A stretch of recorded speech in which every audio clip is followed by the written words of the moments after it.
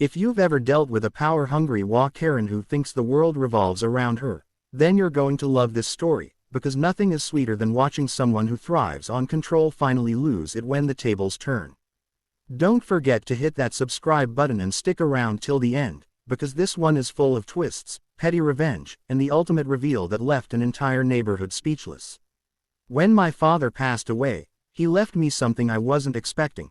A chunk of land he had quietly been holding onto for decades on the outskirts of the town I grew up in, land that I hadn't even thought about since I was a kid, because to me it was just trees, old barns, and a long dirt road that seemed to lead to nowhere. But apparently, while I had been living in the city, building my career and trying to keep my life away from the drama of small-town politics, this land had become prime real estate, and more importantly, it had fallen under the watchful eye of the homeowners association run by none other than the infamous Karen, the self-appointed queen of the neighborhood, who was known for making life miserable for anyone who didn't bow down to her endless rules and her constant demands for community standards.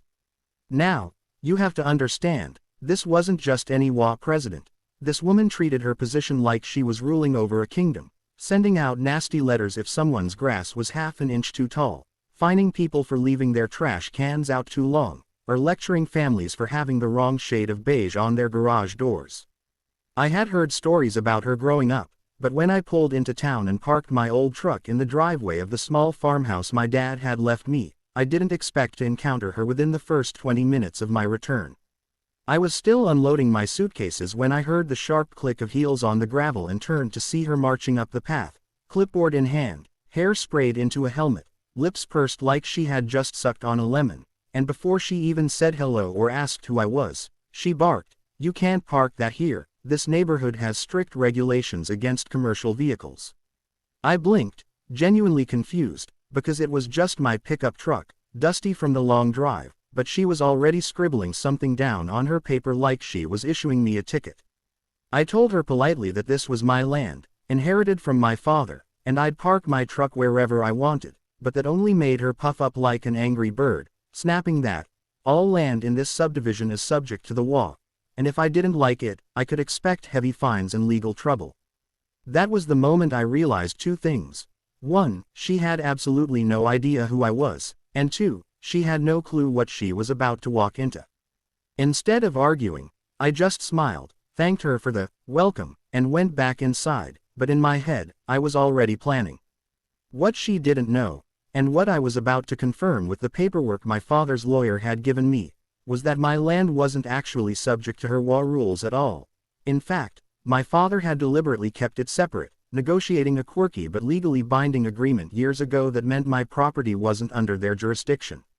More than that, the land he left me included not only my house but also several empty plots that the HOA believed were theirs to control, when in reality, they were mine, outright, free and clear.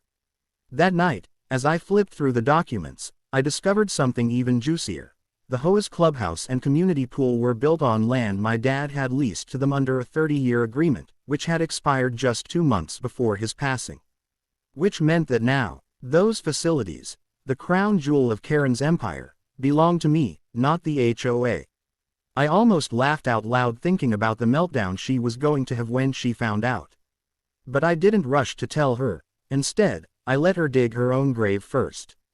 Over the next week, she harassed me constantly, showing up at my door to complain about the color of my shutters, sending me fake fines in the mail for unapproved landscaping, when all I had done was mow the lawn, and even calling the cops once because she claimed my music was too loud at 5 p.m. on a Saturday when I was just listening to the radio while fixing the fence.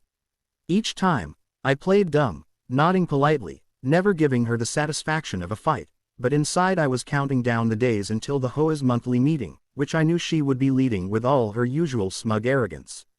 On the night of the meeting, I walked into their fancy little clubhouse, my clubhouse, technically, and watched the room fall silent as strangers turned to see the newcomer. Karen stood at the front, tapping her clipboard, glaring at me like I was a trespasser. "This is a private meeting for members only," she snapped, but I just smiled, walked up to the front, and laid the deed on the table. "Actually," I said, loud enough for everyone to hear, "this isn't just your clubhouse anymore. It's mine. In fact, this entire property is mine. And according to this, I tapped the papers. Your lease expired, which means your HOA doesn't have any legal right to hold meetings here unless I allow it.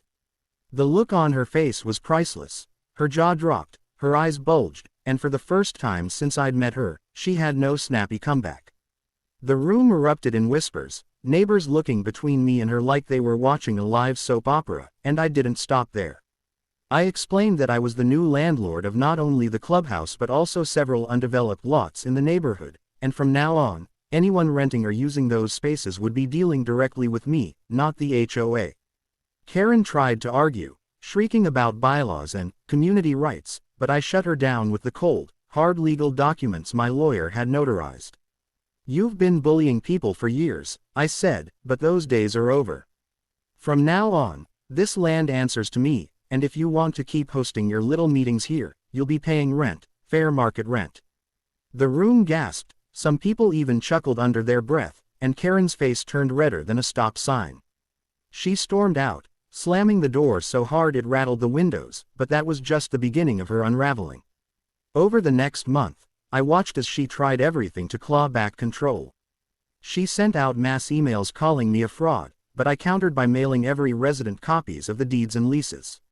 She threatened to sue, but her lawyer dropped her when he realized she didn't have a case. She even tried to rally the neighborhood against me by painting me as some outsider who didn't care about community values, but that backfired spectacularly when half the neighbors started coming to me privately, thanking me for finally standing up to her and asking if they could rent the clubhouse for birthdays, barbecues, and weddings without her interference. I said yes, of course, and charged reasonable rates, instantly becoming more popular than the HOA had ever been. The best part, though, was when she realized her HOA funds were drying up.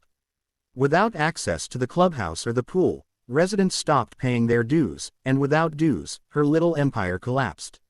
I caught her one afternoon, standing on the curb outside my property, screaming at a group of kids for riding their bikes too fast, and when she saw me watching, she shouted, "This isn't over." But deep down, she knew it was. The final nail in the coffin came when I revealed my long-term plan. I was developing the extra lots into community gardens, small rental cabins, and even a dog park, spaces that would actually benefit the residents instead of draining them with fines. The town council backed me, investors backed me, and the neighbors loved it, while Karen was left with nothing but her clipboard and a reputation in shambles. She eventually moved away, unable to handle the humiliation, but her legend lived on as the woman who thought she owned the neighborhood until the rightful landlord came back and pulled the rug out from under her.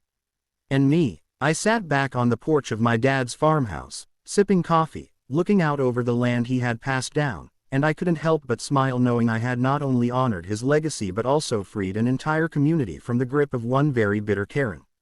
And if you've ever had to deal with someone like that, you know just how sweet that victory tastes.